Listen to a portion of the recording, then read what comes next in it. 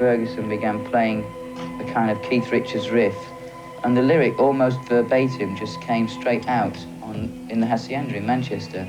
And we all turned around later and said the only good thing about the evening was that song that seemed to appear from nowhere. And luckily we could remember it.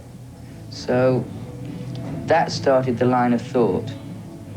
From that was the random thing of Brian Jones coming back into my consciousness. And I started to wonder about it, and it seemed that it was suddenly, recently, the 60s have actually been mentionable again, whereas for a long time it was just impossible to say anything. The word psychedelic can be used again, which is actually quite remarkable, because for a long time you'd have been thrown under the table if you said it and laughed out of the town. And I was fortunate when I was at school, when I was a schoolboy, I actually met Brian Jones once and the rest of the Rolling Stones. And I remembered it, and I still can, as vividly as when it happened.